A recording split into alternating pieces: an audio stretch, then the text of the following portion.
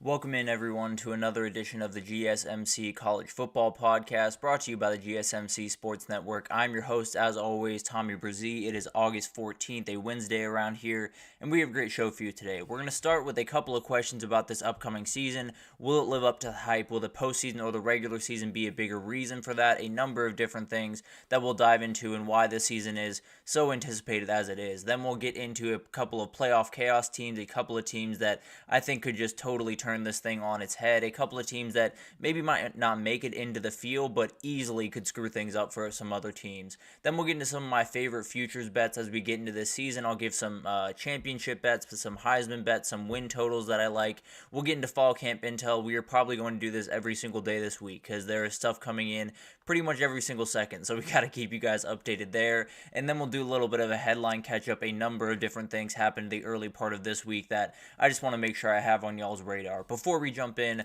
I do want to remind you all we have tons of questions and comments throughout the show, and we now have super thanks in the Sports Network YouTube page. If you want to go over there and utilize that, you are more than welcome. It is a great way for you all to get involved in the show, have an interactive experience here. That's always fun for the both of us. Definitely helps us as well, obviously.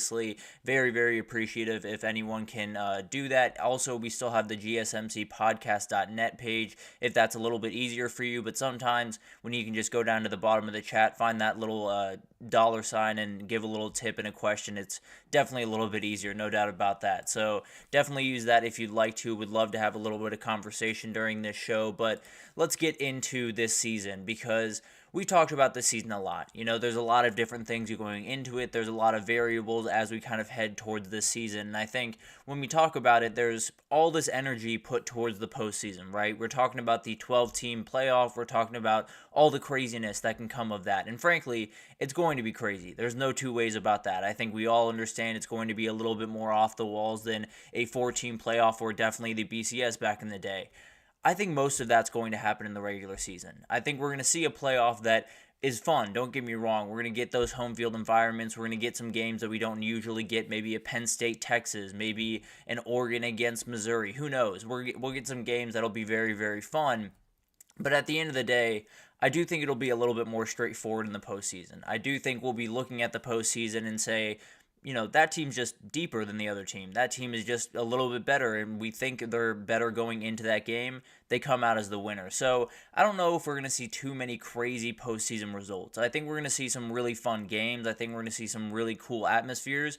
I don't know if we see, you know, a 12 seed beat a 5 seed or anything crazy like that. But the thing about that is, I don't know if it really hurts anything. I don't know if it really changes the way that I look at the 12-team playoff or the way I look at college football especially, which I'll get into here in a second. But you talk about the 12-team playoff. I mean, the SEC probably has 8 teams that they think are in the hunt. The Big Ten probably has at least 7 that think they're in the hunt. The Big 12 probably has about 9 or 8 that think they're in the hunt. The ACC has at least 6, maybe even 7 teams. So you're talking about a number of teams that now go into this season thinking, we can realistically get into the dance, and from there, who knows what can happen. The group of 5, that doesn't even include them, 10 to 15 teams could easily picture themselves being that team that gets into the field. So you're up to, you know, roughly 50, 45 teams that are going into this season thinking, we just got to get into the dance. It might not be the prettiest thing in the world. We definitely have to have a couple of things go our direction, but we can find our way there. 12 teams, I mean, when you go back to the 4-team playoff, there were probably about 12 teams, maybe even 10 teams that really thought they had a real shot at the national title.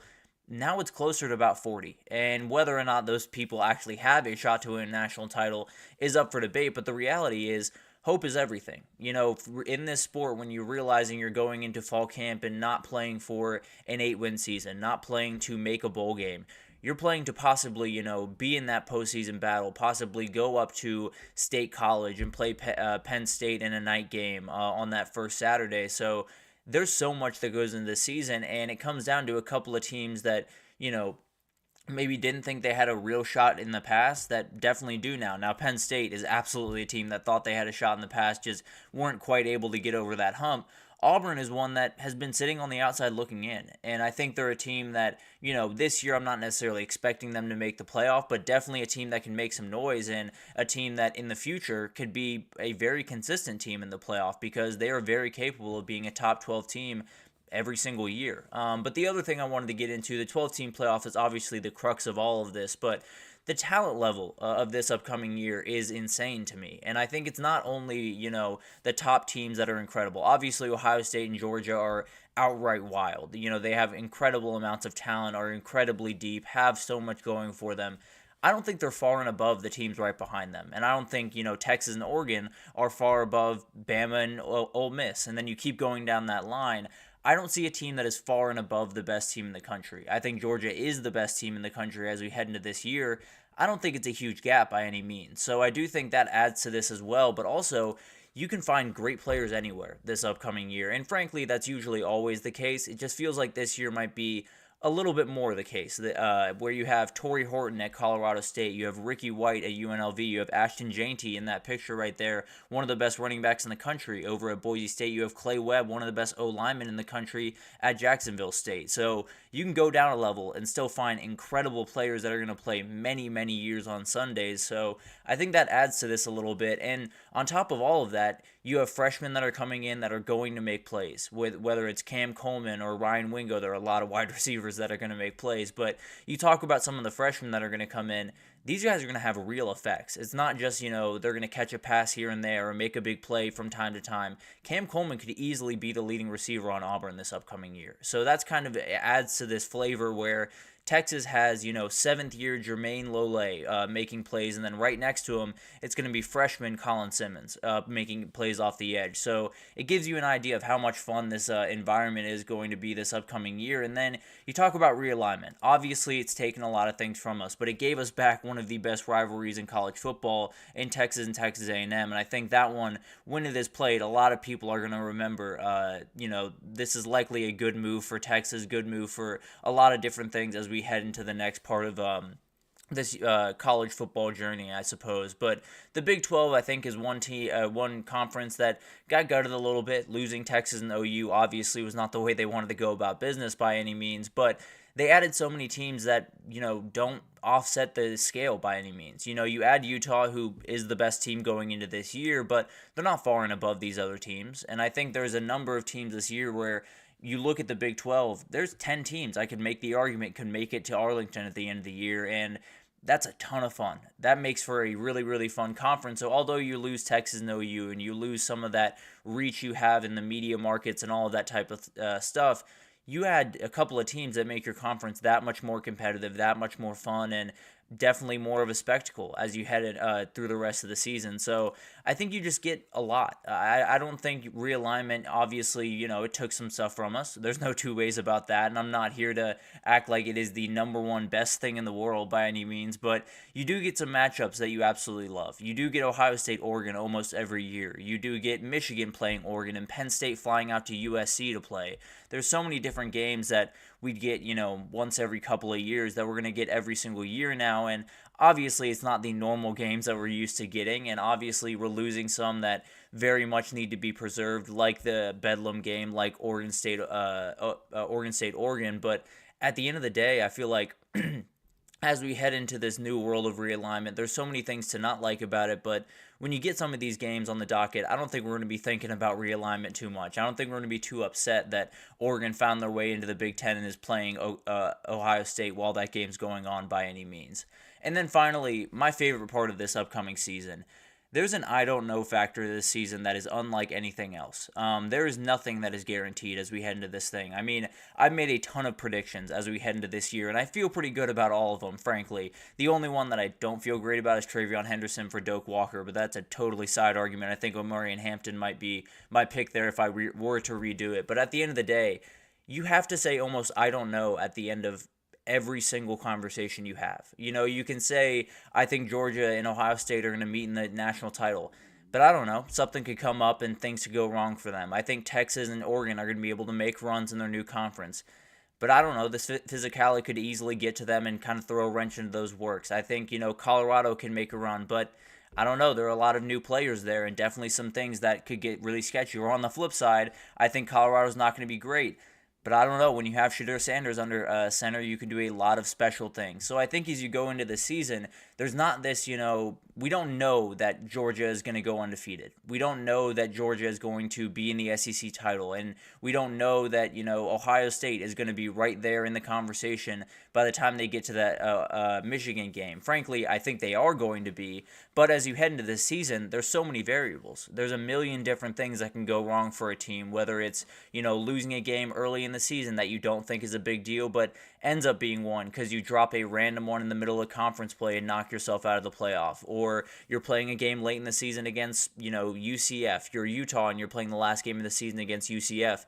They steal one from you and knock you off your pedestal and keep you out of the Big 12, excuse me, I apologize, keep you out of the Big 12 championship. It's going to be a very interesting conversation. So, overall, I think you look at this season and there are questions. Everyone has questions about how everything's going to work out and how all of this stuff is going to, really play out at the end of the day. But that's kind of the beauty. Knowing that we're going to have a regular season that's going to be off the charts incredible and it's going to be all over the place, I think does something for the sport that we've missed over the last little bit, where I understand everyone's looking towards the playoff. I understand everyone's thinking about how incredible the playoff's going to be, but let's say we have a wild regular season followed by a straightforward postseason. That puts the energy where it's supposed to be, which is on the regular season, which is on all of the incredible games that happen from September to November. So at the end of the day, I think we can look at the playoff and we can be enamored by it. And I love a number of things about the 12-team playoff, although I'm not necessarily the biggest 12-team playoff fan. I do think at the end of the day, as we get into this year, we're going to realize the regular season just got more special, and the postseason, although it's more teams there, didn't change too much. And I think that almost lends itself to college football being what makes it special, which is lean into the regular season. Make all of the energy around the rivalry games and the traditions within those stadiums and all of the incredible things that we see in the regular season, and maybe don't put as much energy into the playoff. Obviously, there is going to be plenty of energy put there, but at the end of the day, I think when we have a wild regular season and maybe a straightforward playoff, everyone's going to take a look around and say, maybe this regular season thing is the thing we should be focusing on a little bit more aggressively. But at the end of the day, it's going to be an incredible year. It's going to be all over the place. It's going to be every which way you could possibly imagine. And at the end of it, someone's going to win a 12-team playoff. And it might just be one of two teams that will ever win a 12-team playoff. But we're 10 days out. You can almost feel it. Everything feels a little bit different around this time of year. And we're getting very close to that toe meeting the leather and we get underway. But cannot wait. Definitely a ton of things that go into this season, and I think this regular season is going to be downright special. I can promise you that. But let's take our first break here, and when we come back, we're going to talk about some playoff chaos teams, some teams that, if they throw their hat into the ring, could make things very, very interesting very quickly. So we'll break that down right after this, so stick with us. I feel like I'm losing my mind. Is everybody in the world blind? Please, Lord, give me a sign, a sign. I feel like I'm losing my mind. Is everybody in the world blind? Please, Lord, give me a sign, a sign. I wanna be the greatest. Everybody on the fake shit. I look around and feel like everybody is the fakest. I make this every day and I'm impatient. Hoping one day I blow up from the basement. Statement, the top is so vacant. I don't hear shit that I think is amazing. Waiting for my day when I'm playing. Sold out shows for 1,000 faces. Hey, give me that crown. Get in my way and to be put down. It ain't your place, all this my town. If I want that shit, then I'll get it right now. I'm losing it, the noose it fits. I'm losing shit, a stupid myth. You choose to live or choose to dip. You choose to fight or lose your grip and lose a gift. Oh. I feel like I'm losing my mind. Is everybody in the world blind? Please, Lord, give me a sign, a sign. I feel like I'm losing my mind. Is everybody in the world blind? Alrighty, welcome back everyone. We just talked about this upcoming season, how it's going to be a wild regular season. Whether or not that translates to the playoff, I'm not sure, but at the end of the day, I think it's going to be downright special and it's going to live up to the hype that has been brought for it. But let's get into some playoff chaos teams, some teams that It's just going to be wild if they're able to blow up, hit the notes that they're supposed to hit, and possibly throw their hat into the ring for a college football playoff berth. And I want to go ahead and jump in here, and we'll start in the SEC. I want to talk about Texas A&M because I think a lot of people have laughed off this idea that Texas A&M is capable of throwing their hat into the ring. I think a lot of people saw what happened during the Jimbo Fisher era and have kind of just written them off as a team that you'll hear a lot about but won't end up delivering at the end of the day. I think the thing about that is the whole philosophy around Jimbo Fisher was just wrong, in my opinion. I think he had a really talented roster. I think he had a number of things in place. And last year, although there were injuries, I think he had a quarterback that could be very, very dangerous. Nothing really came into play because the offensive scheme was not where it needed to be, because everything behind the scenes seemed to be a little bit all over the place and not where it needed to be by any means. And you're going into a year where, yes, there was a lot of changes. Mike Elko coming in, a number of different things that could throw you off kilter. You also have, in my estimation, one of the most talented quarterbacks in the country. If Connor Wegman can hit the notes that he wasn't able to do a year ago because of injuries and a number of different things, this team is going to be dangerous. And there is a world where they walk into that Texas game in the last week of the season, and maybe they're not, in the SEC title, but they're a 8-3 team. And if they win that game, they put themselves in a really good spot to possibly be an at-large bid. And if that's the case, that place is going to be on absolute fire. And I think that's a game that could be huge for this playoff race. So overall, I think A&M is a team that I understand people are talking about them, but it's kind of in hushed whispers. I think it could be a little bit louder. There's a very good team, and I think they're going to be really dangerous this upcoming year. Moving on to Florida, I think we can't have a conversation about chaos teams without including Florida, if I'm being totally honest. When you play a schedule like that, they don't even have to go 9-3 to be a team that screws up the playoff in all types of ways. They play Georgia, they play Tennessee, they play Florida State at the end of the year. There are so many different opportunities for them to maybe not throw their hat into the ring, but absolutely to screw it up for someone else. And frankly, say they win the first 3 games of the year. They beat Miami, they dominate Samford, and they beat A&M at home. That's momentum. And we talked about this a couple of days ago. That's all they need, really. There's a very talented team, a team that has a number of things going for it. They need confidence, and they need to be able to all be looking in the same direction and say, maybe we can pull off something special this upcoming year. And I think if they win those first couple of games, things get really interesting. And even if they don't, they absolutely will be a team that you look up in week 10 and they've knocked off a team that felt like a playoff team at that point. So definitely will be something to watch. Moving over to the Big Ten, I got Rutgers as a team to watch. There are a couple of people that have laughed at me just a little bit for this one. They're going to pose problems for every single team that they play. They have every single ability that you want them to have, especially in the Big Ten where physicality is the currency. That is the way that you win football games, is being able to run in between the tackles, being able to push people off the ball, and Rutgers can do both of those things. They have one of the best running backs in the country, Kyle Mondegai. The schedule is very manageable when you're talking about a Big Ten schedule, so I would be surprised if they didn't get to 8 wins, if I'm being totally honest, and 9 wins is very much in reach, and at that point, some things could get pretty interesting for Rutgers this upcoming year. So I don't know if they're going to make the playoff. I don't know if they're really going to compete for the playoff. I know they are a team that whenever someone comes into their town, they're going to have a tough time playing them, and that kind of makes for these chaos teams. USC is a team that a lot of people are looking at a very different way than I am, and it makes me a little bit nervous, I won't lie to you, but at the end of the day, I think this defense doesn't have to come nearly as far as some people think it does. I think some people are under the impression that they have to make it up to top 40, top 50 in the country, and they probably do have to do that in the future to win a national title. I'm not necessarily saying they're going to win a national title by any means, but they don't have to do too much. You have Miller Moss, you have a wide receiver core that I think is one of the best in the country. You have Lincoln Riley calling plays, which is the most important. So you're going to score. That's not going to be an issue. You just need a defense that's going to put the ball in their hands. You just need a defense that's going to take the ball away a couple of times. And they have a number of chances to make some noise this upcoming year where Penn State comes to them. Notre Dame comes to LA. LSU is a game that's in Las Vegas. They have to travel all the way over there for it. You don't have to go too far.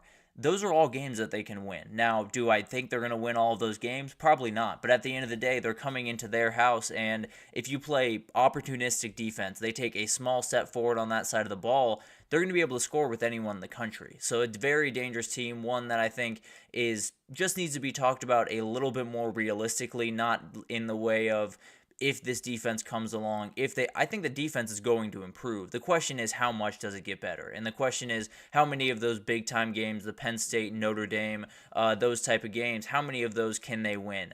Frankly, I think it might be on the lower side, but at the end of the day, when you have that pop potential on the offensive side of the ball, it's hard for me to sit here and say they can't make some noise in the playoff race.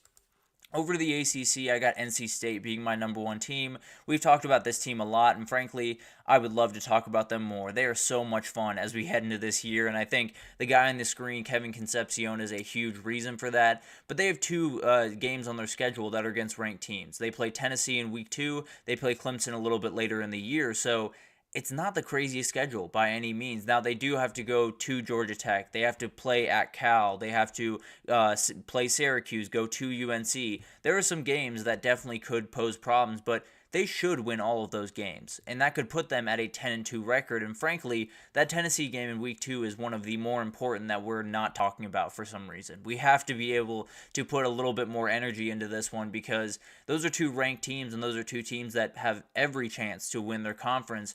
But they might just need that one in week 2 to get a little bit of momentum going, get a little juice going in their veins, and definitely let this season fall into place the way they want. But if NC State is able to walk into Charlotte and somehow get that win over Tennessee, they could be on their way to an 11-1 season and easily an ACC title berth. So very, very, very interesting team to watch. And I think, frankly, one of the most explosive offensive teams that you'll see this entire year. So cannot wait for them.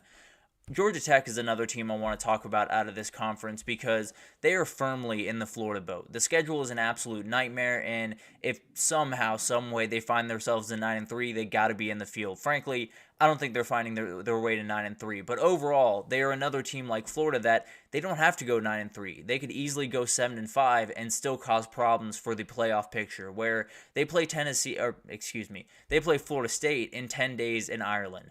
That's a game where if they leave with a win, Florida State's season just got a lot more confusing and a lot more sketchy. They go to Syracuse, they play Louisville, they play UNC, they go to Virginia Tech. All those games they likely will not be favored in. Maybe they'll be favored against Syracuse, but definitely will be one to watch. I think overall, this is a team that can win all of those games. And frankly, if they do, then you're looking at a team that has gone on the road to Blacksburg and gotten a huge win, has gone on the road to Louisville and gotten a huge win, and you're putting yourself in a position where maybe you're not going to be in the playoff picture, maybe you're not going to make a ton of noise, but every single year you're getting a little bit better, and you're setting yourself up for a 2025 where you might just be a team that they're not looking at, a very dark horse to win the conference. You're looking at one of the top teams in the conference as you head into the year. So definitely will be a crazy year. Obviously, you have UGA, you have Miami coming to you, you have NC State in ATL and Notre Dame in ATL. So a number of games that are going to be a problem. I'm not acting like this Georgia Tech team is going to run the table and make it to the playoff by any means, but they could easily beat a Miami team. They could easily beat an NC State team. They could beat a Notre Dame team at home, and that could cause problems for just about everyone in that group. And they only lost to Georgia by 8 points last year. Now, I tend to believe it's going to go the opposite direction this upcoming year, but they're a team that can cause problems, that's for sure, and I definitely think they're a team that's going to be just so much fun to watch this year. Colorado has to be on this list, frankly. I don't think there's any list of chaos teams in the playoff race without having them on the list. When you have someone like Shedeur Sanders on your team, you can do a lot of really special things. He's one of the best quarterbacks in the country. I believe I had him ranked at number 4. I think I might have him right around that range right about now. So a very, very talented guy. Obviously, a lot of transition here. There's no question about it. But let's say the line of scrimmage play gets 50% better. They give up half the sacks they did a year ago, which frankly might be a little bit lofty. But at the end of the day, let's just say like they can do that. They're going to be able to win a ton of games because the reality is it's just keeping Shedeur Sanders upright. Everyone has to keep their quarterback upright. Everyone has to deal with that. But Colorado has to do it maybe more than any other team. And frankly, the other team that has to do it a ton is the team they play in week 2, Nebraska. That's going to be very, very interesting. Frankly, I think this entire season could come down to Nebraska and Arizona in week 2 and week 8 respectively, because both those games are in Boulder. If you win in week 2, you're in a position where you could get rolling, and possibly that O-line has a little bit more time to develop, and then you're really dangerous, and then you can do a number of different things. So I picked Colorado to go 6-6. I think that would be a plenty successful season. but they are a team that can cause some problems. They are a team that could possibly find themselves in a little bit of a groove after week 4, week 5, and possibly find their way into a Big 12 title. I wouldn't necessarily bet on it, but definitely will be a fun one to watch. UCF is another team I want to watch because I'm not the biggest UCF guy. There's no two ways about that. I've been very, very honest about that, but it doesn't mean the potential's not there. Gus Malzahn's offense, KJ Jefferson's ability to run the ball, although not, crazy elite, is definitely something to watch. And I think they brought in a number of really good players, and RJ Harvey is about as good of a running back as you're going to find in this conference. So they have 2 layups before they go to TCU and then play Colorado at home. Win both of those, you go into Gainesville undefeated, and you play a Florida team that you're probably not going to be favored against, and they definitely have the talent lean in that one. But at the end of the day, you have a win. There is a win in the cards for them in that game, and especially if Florida is kind of reeling, is maybe 1-2 at that point, then you get really interesting, and things get very, very fun for UCF. And I think they have a number of different games that they can win. They have 2 more ranked matchups on the schedule after those 4 games, and they have Iowa State and West Virginia on the road, so those will definitely be tough. But overall, this is a team that could easily be the story of the year. Could be a team that put together a portal roster like a lot of the teams we've seen in the past and is able to find a lot of success. So really like that team. I think it's one that, I'm very much split on. Don't necessarily think they're going to be able to put it all together, but doesn't mean they can't, and it doesn't mean that they don't have the potential to put it all together in. If they do, it's a very dangerous team. But let's take our second break here, and when we come back, we're going to do some of my favorite futures bets as we head into the season. I have a couple of win totals, a couple of Heisman picks, and a couple of national title picks that I'll get into right after this, so stick with us. Looking for your daily fix of sports talk without having to pay for it? GSMC Sports Network is available on YouTube. Just search GSMC Sports Network. Get your fix of daily sports talk shows on YouTube, absolutely free. NFL, college football, NBA, MLB, MMA, UFC, fantasy football, and so much more. GSMC Sports Network has shows running all day long, with new sports shows starting every 2 hours. Just like on your favorite cable sports channel, except GSMC Sports Network is absolutely free. Just search GSMC Sports Network on YouTube to catch one of your new favorite shows, like the GSMC College Football Podcast, Chip Shot Football Podcast, Hoops and Heels Women's Sports Podcast, GSMC Basketball Podcast, and so many more. Check it out for yourself. GSMC Sports Network, now available on YouTube absolutely free. Search GSMC Sports Network on YouTube right now.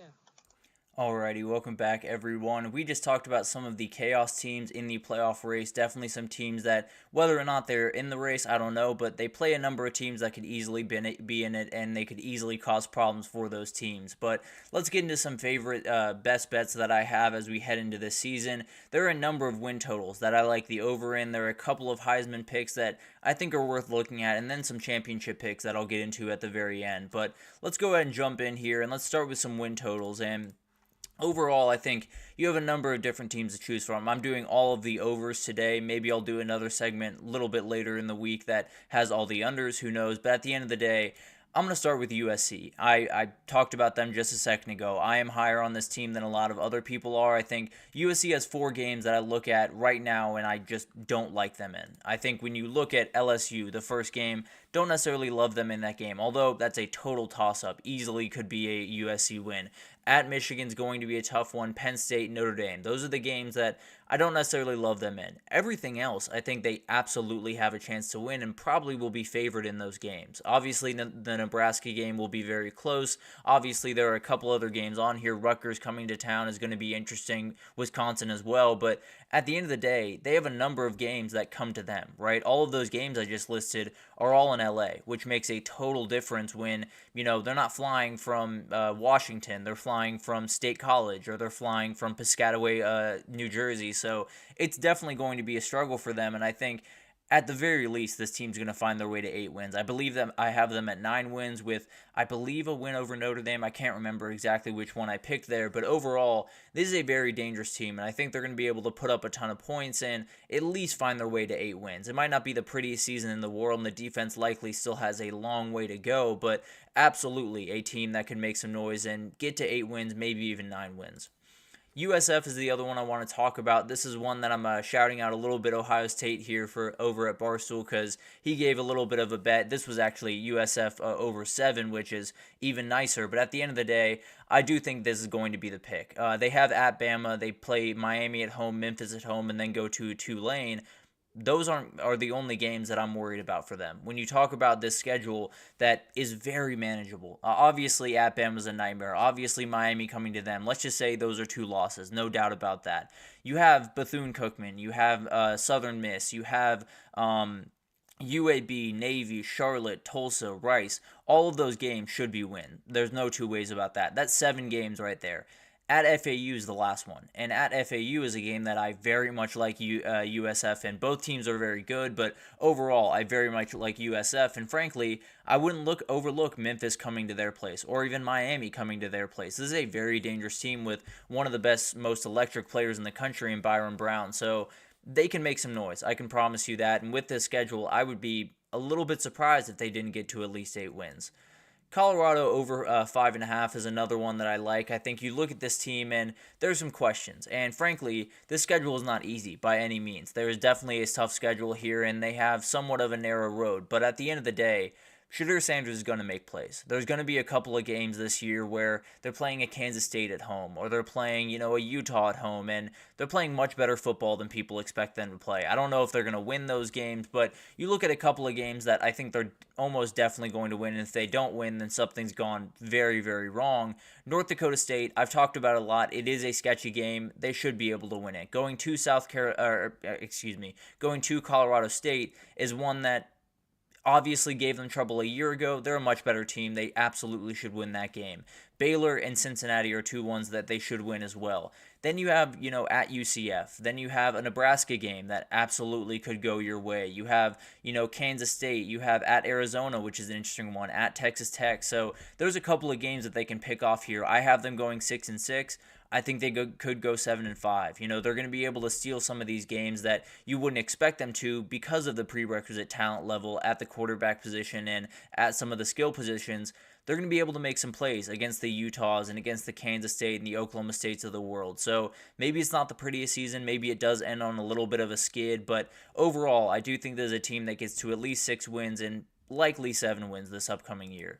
Georgia Tech over 4.5. I just talked about them a little ago. This one feels like a layup, if I'm being totally honest, although it is a incredibly tough schedule. I'll be totally honest. When you have Georgia, but you have 4 wins. You definitely have 4 wins in Georgia State, VMI, I think Duke, and Syracuse. Those are all games that you should be able to win. Now, Syracuse is a little bit more sketchy. There's no doubt about that, but definitely is a game that they can win. But then you got to find a win between Florida State, at Louisville, at UNC, which frankly they've won quite a bit in the past, at Miami coming to them, which is a very interesting one given what happened last year, and NC State. Those are the games that you have to find at least one win in, and frankly, I think they're going to make a bowl game. I think they're a very, very, very fun team, and kind of like that Colorado team, obviously a very different scenario, but like that Colorado team, they're going to be able to stick with teams that are just better than them, that are more talented, that are more deep, and in that Florida State game, that one's really interesting because Florida State has so many things changing. Georgia Tech doesn't. They have so many things staying the same, and they are going to be a dangerous team this upcoming year.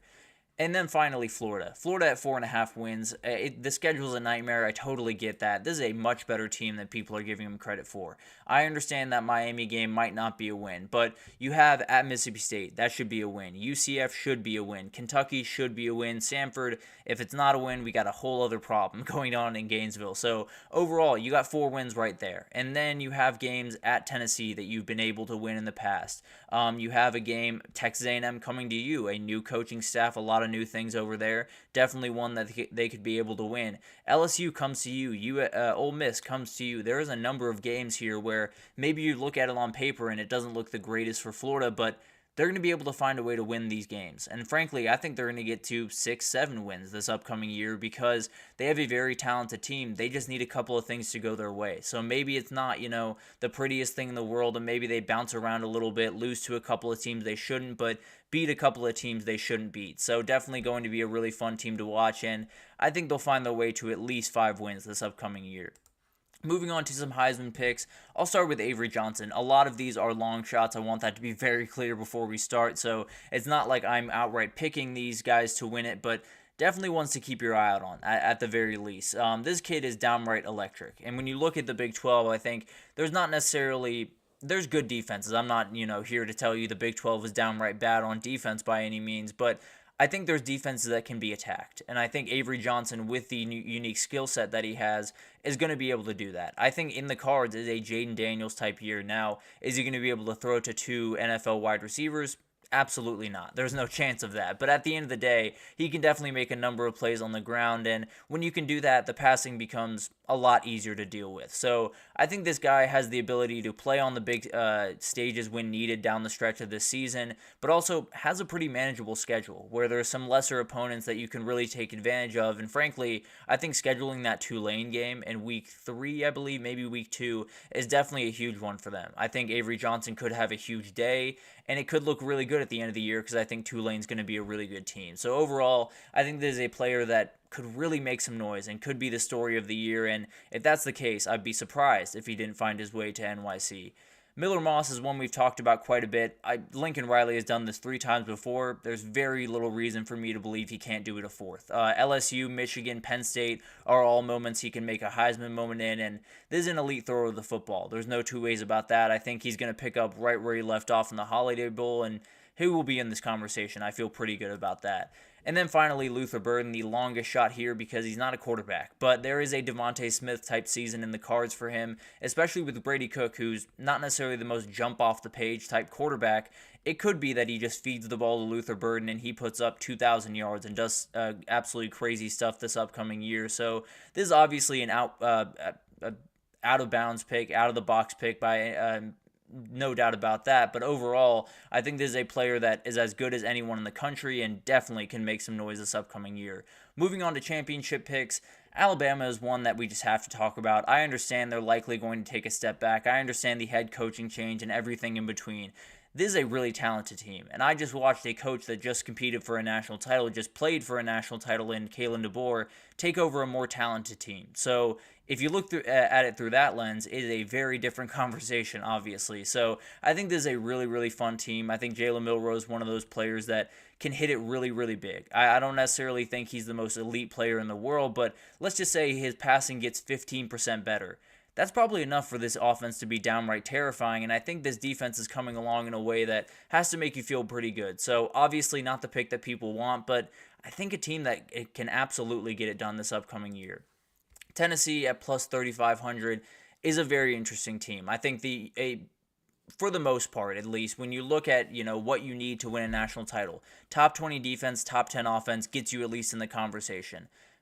Tennessee has both of those, as far as I'm concerned, or at the very least has the ability to have both of those. The top 20 defense, I feel maybe a little bit better about because of James Pierce Jr., but the top 10 offense, you got to have Nico Iamaleava come along and possibly have a Hendon Hooker type season, but I think he has better wide receiver talent. I think he has a better defense, so that definitely helps this team be a little bit more dangerous, and frankly, I think when you're looking around trying to find that Cinderella run type team, this might be the team you want to look at. A very, very fun team, and one that, if they get into the party, could cause some problems for a lot of people. I'll just leave it at that for the time being.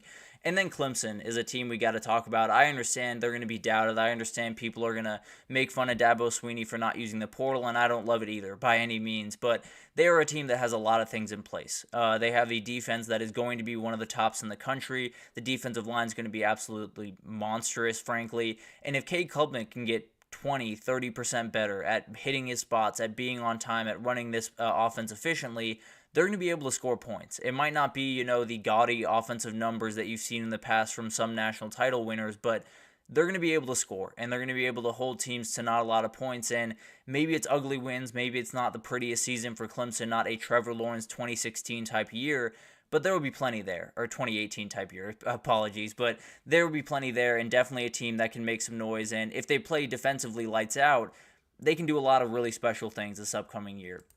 Overall, I think you look at all the bets as we head into this year, there are a number of ones that definitely deserve to be watched. I think Quinn Ewers is a little bit low on the Heisman ranks if you were to ask me, so definitely another one there, but a lot that I will unpack probably over the next couple of days as we head into this season. But let's take our third break here, and when we come back, we're going to do a little bit of fall camp intel. Again, there was a million things coming out. We'll likely do it tomorrow and on Friday because there's everything coming out as we get closer to the season. So we'll break down everything you need to know right after this, so stick with us.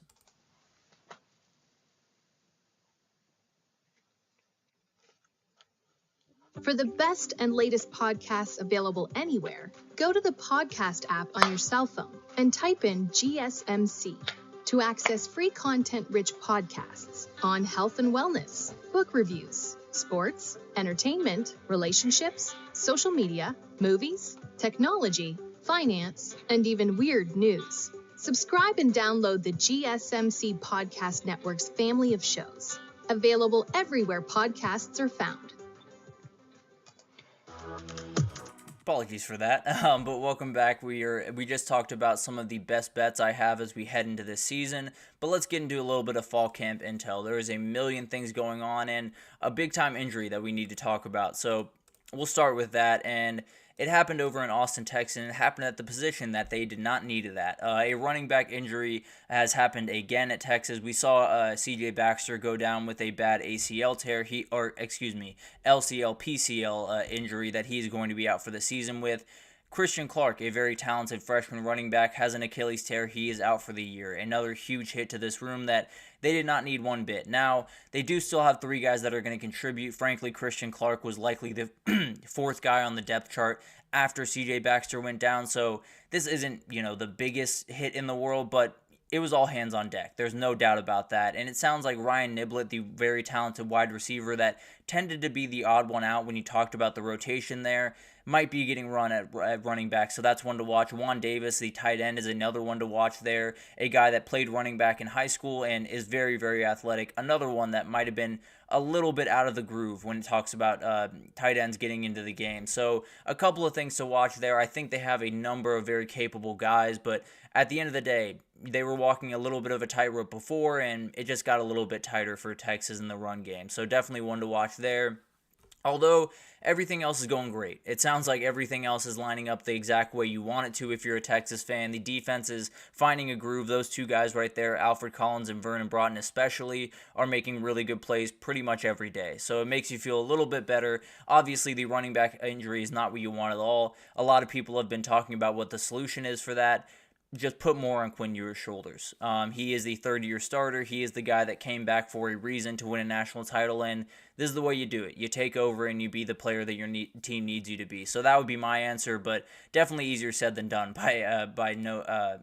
absolutely. So definitely one to watch there. We'll move on over to Missouri, and it sounds like this team is a little shaky. Not necessarily bad by any means, but when you had the year that they just had and you want to do some of the things that they want to do this upcoming year, it sounds like Eli Drinkwitz would like to see just a little bit more. Would like to see a little bit more consistency, a little bit more. There were just some mixed reviews overall from the scrimmage this past weekend. Drew Pine, the backup quarterback, apparently played really well, which is huge news for them. Definitely need someone behind Brady Cook to just make you feel a little bit better as you head into this season. A couple of different things to watch is a couple of position battles. The running back battle is one that has been decided. Nate Noel is likely going to be the running back one over Marcus Carroll. Both very talented guys, likely will be plenty in this upcoming season, but it sounds like it will be Nate Noel out of the blocks first, and then Marcus Bryant, the transfer from SMU, is going to be the left tackle there. So a couple of position battles that were kind of lingering a little bit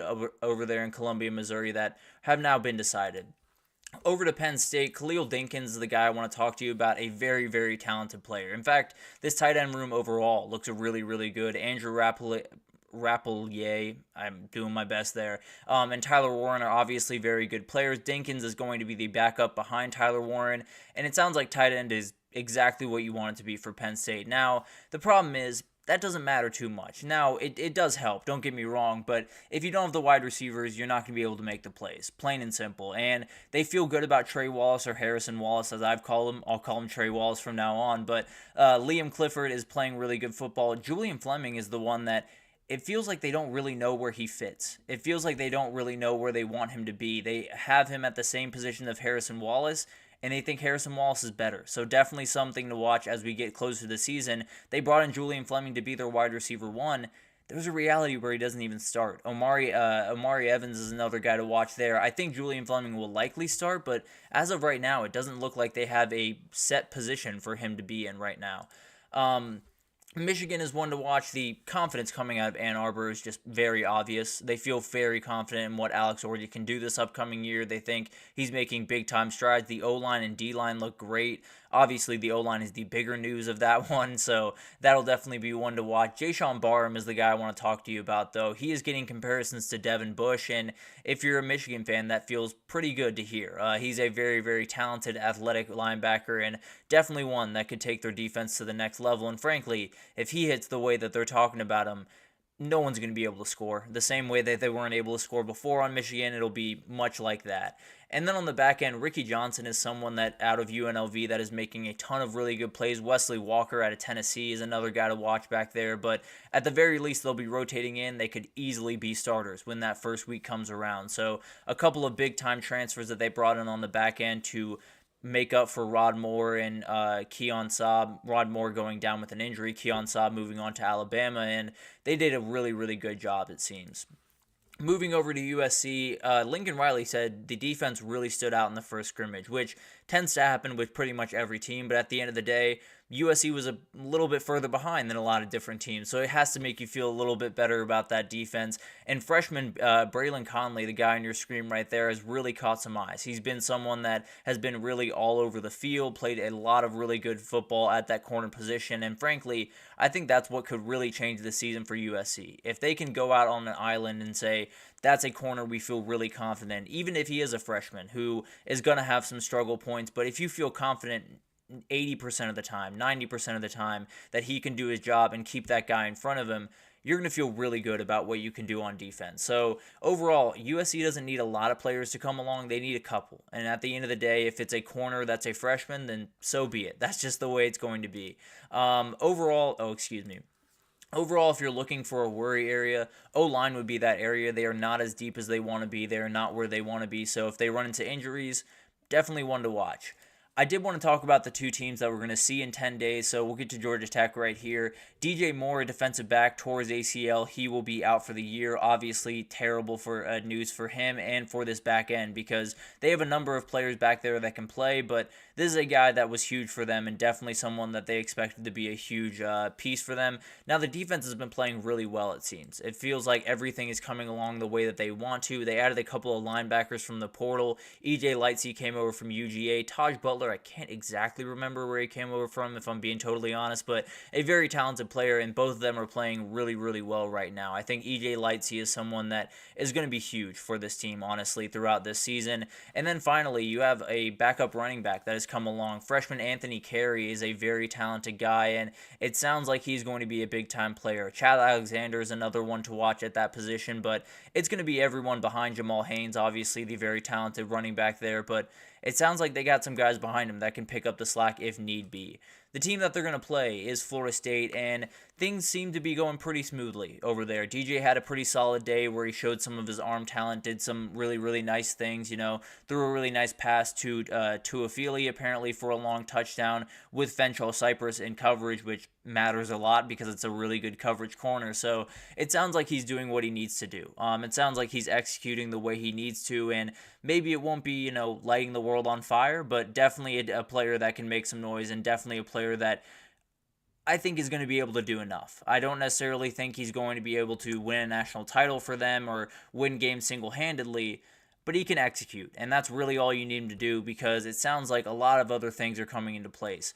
One of the things to watch is Cam Davis, a very talented freshman running back. It sounds like he has just about everything you want. He is a terrifying guy when he comes off the bus, definitely a guy that is very intimidating, but he's got speed, he's got shiftiness, he's got everything that you need him to have, so he's going to be dangerous. There's no two ways about that. This running room is absolutely ridiculous overall, so he might have to wait his turn just a little bit, but it sounds like he's going to be a little bit hard to keep off the field. The other guy I want to talk about is Cam Riley, a very talented linebacker that bounced around a little bit in the portal before finding his way down to Tallahassee, and it sounds like he's making every type of play you want him to make. The only real worry I had about this defense was that linebacker position, because it felt like they didn't have a guy at that position that you could feel really confident in. Now it feels like they do. It feels like Cam Riley is going to be that guy going forward and is definitely going to be a huge player for them. So NC State loved to have him for the second that they did. It sounds like Florida State is loving it as they have him now. So definitely a huge pickup there and one that will definitely make some noise. Over at Miami, I want to talk about the freshmen, and frankly, it's likely going to be the case this year and maybe even next year, likely a little bit less than next year, which is the goal over at Miami, but these freshmen are just a little bit more talented than some of the veterans they have on the roster. Elijah Lofton's the guy I want to talk about. This is a beast at tight end. He's going to be an absolute monster. He's going to make all types of plays, and my guy Anthony in here told me that he should have been my pick for Freshman Impact Player of the Year for them. He was probably right. I won't argue with that. Zaquan Patterson's another guy on that back end that's going to make huge amounts of plays for that defense this upcoming year. And then you have JoJo Trader making plays at wide receiver. So on either side of the ball, there are plenty of freshmen that are making some big-time plays there. And then Mychel Powell, a veteran on that defense, someone they brought in from Washington to kind of help stabilize that back end a little bit. Apparently he had a pick on Saturday in the scrimmage, and he's also becoming a big-time leader. And that's the biggest thing for this team because last year they had two guys that were very veteran. You know, Cameron Kitchens, James Williams, both guys that maybe they didn't play the most beautiful football in the world when they were playing last year, but at the end of the day, they were voices. They were people that you needed on that back end for communication and for a number of different things. You need someone to take that place, and I think Mychel Powell is really kind of the only answer there, so huge news that he's kind of coming along the way that you want him to. He's likely going to play that nickelback kind of position, which I've talked about before, is one of the most important positions in that back end. So definitely one to watch there, a really, really talented player that played really good football at Washington a year ago, definitely was a huge part of their team getting where they got, and now he's down at Miami, and overall, it sounds like everything's rolling really smoothly for the Hurricanes right now. It sounds like they're rolling into Gainesville in week one and feel really confident. Mark Fletcher, I know, was down with a little bit of an injury, but sounds like he's back and he will be more than healthy for week one, so not a worry there. Overall, fall camp is still crazy, and it's going to be crazy until this thing kicks off. We will keep you updated probably every day. I know it's a little, it's a lot of information pretty much every day during this segment, but overall, you got to know all of it. As we head into the season, you don't want to get into the field and say, who's that player for Florida State at running back? It's Cam Davis, a very talented freshman. You never want to be caught a little bit confused when that ball is kicked off. So doing my best to keep you updated. Definitely a lot of stuff that I'm sure I missed throughout the country, but overall doing my best to keep you guys as updated as I can. But let's take our last break here, and when we come back, we're going to do a little bit of a headline catch-up. There were a couple of things around Jim Harbaugh in Michigan. There were a couple of things around Deion, as you can imagine. So we'll break down all of the different things you need to know and some very interesting headlines right after this, so stick with us.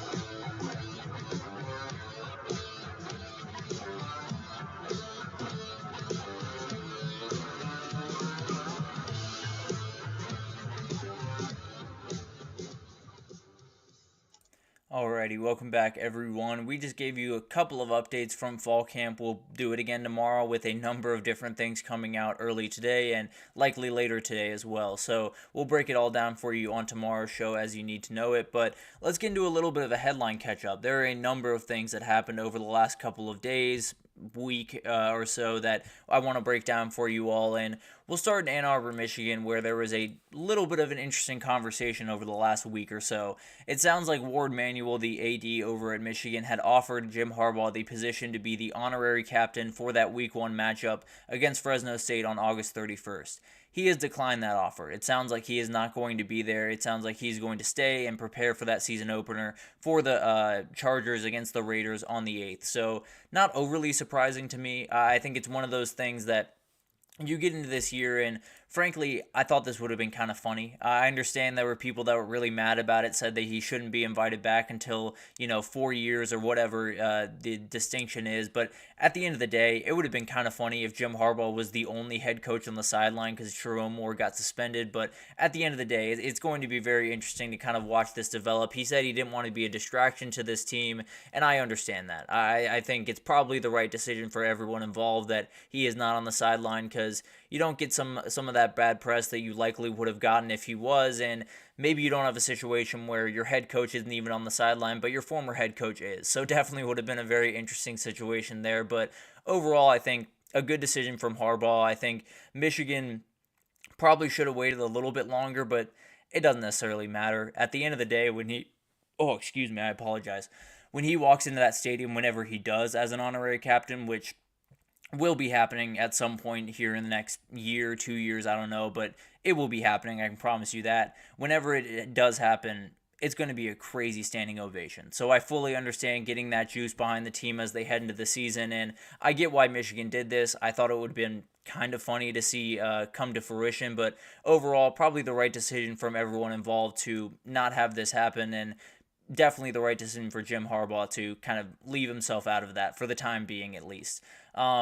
Moving on, Deion Sanders made some headlines, and imagine that. He does that quite often, and a lot of that is because he is who he is. But it sounds like Deion got a question. Well, actually, the question wasn't the problem by any means. The person, who he worked for was the problem. But it sounds like a CBS reporter was at the press conference. A lot of you might have seen this video, and he tried to ask a question about this upcoming season. Said he was from CBS Denver or CBS Colorado, I can't remember. And and Deion cut him off. Said he wasn't going to take his question because what CBS did was foul, is the way that he put it. I don't know what this is about. A lot of people have pointed to Deion being ranked second to last in the Big 12 head coaching rankings. Frankly, I wouldn't have him that low, but that should not make him mad. If that is what really caused this to happen, then he can't talk to anyone, because there are enough people and at enough agencies around the country that have written articles that are not glowing about Deion Sanders as a head coach. I can promise you that, so I can't imagine that's the reason. The other reason that has been thrown out there is they did some reporting on Shiloh Sanders filing for bankruptcy.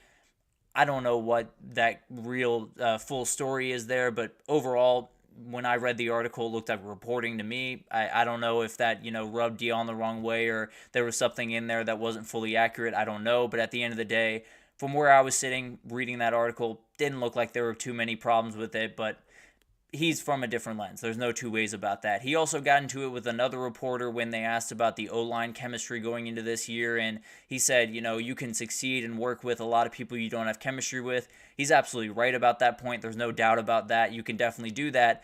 He could have just answered the question. He could have just said, they're coming along, they're finding their way, and moved on. But at the end of the day, it's Deion Sanders. He's going to do his thing his own way, and there's going to be some of these moments in press conferences that get a number of headlines. Overall, I don't much care about this one. I think it's an interesting story. I think it's one that people will use against Deion. He should answer the question. I'm not here to say he absolutely is totally right for doing what he did, but at the end of the day, I think it doesn't necessarily make too big of a difference, and definitely one of those things that is likely going to happen throughout his career. So overall, I didn't necessarily pull too much away from that, but it's definitely something that gave people on Twitter something to talk about, at the very least.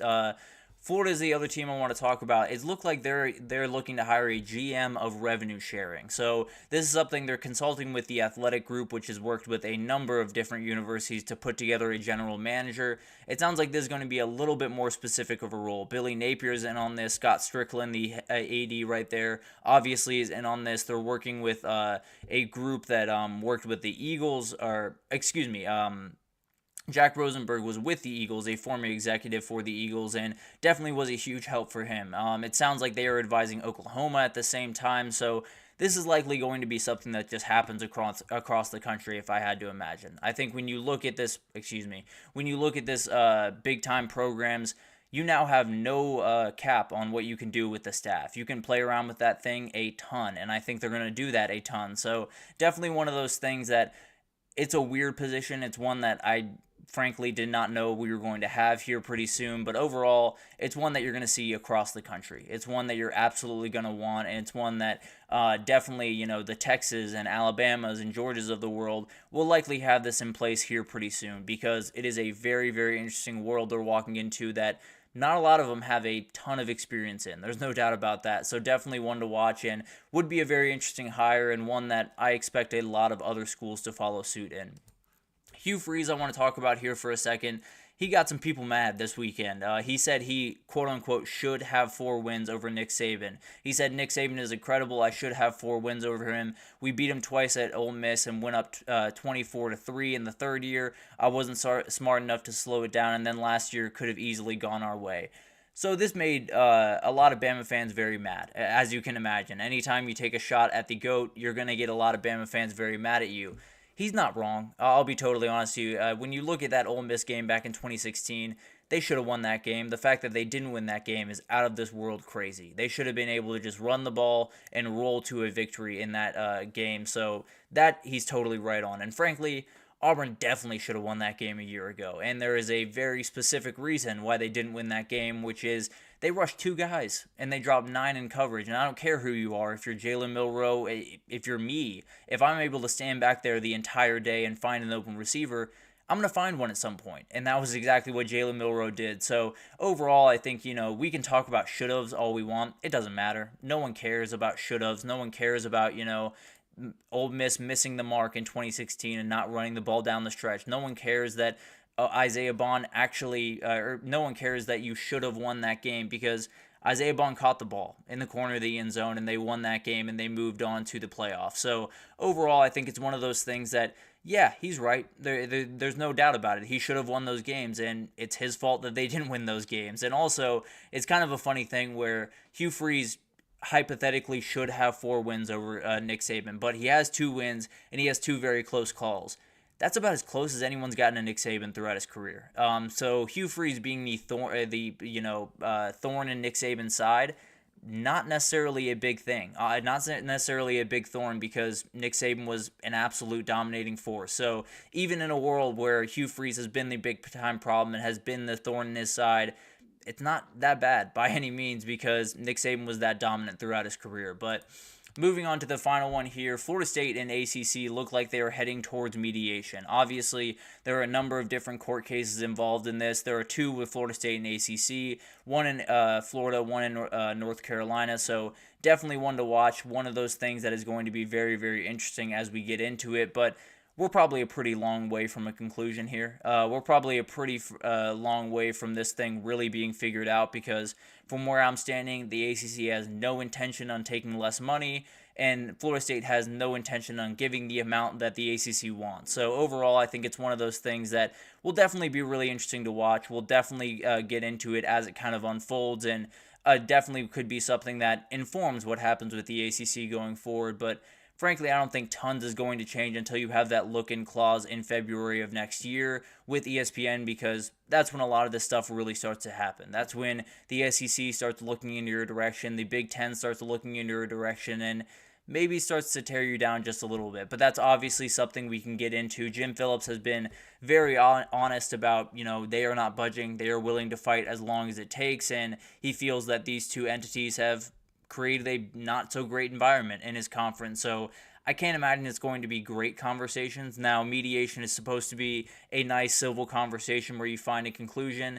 I think they'll find something of a conclusion. I don't know how, great they're going to be in terms of conversation. I don't know how kind they're going to be about it. But overall, I think it's going to be a very interesting thing because it's going to inform a lot. It's going to inform how Clemson goes about business in their arguments. It's going to inform how some other teams in the ACC look at this upcoming year and look at the future in the ACC. It's going to inform a lot of the different things that happen around conference realignment, and definitely will be something that matters a whole lot. I think we're quite a ways from this thing being decided by any means, but definitely will be one of those things that I think a lot of people will be checking in on throughout the next couple of months to a year, and we'll figure out what's going to happen with it at the very end. But overall, it's definitely a step in the right direction. It's a step towards, getting a answer for all of the crazy stuff that's going on and getting an answer to all of the insane things that has been happened over this past year. So definitely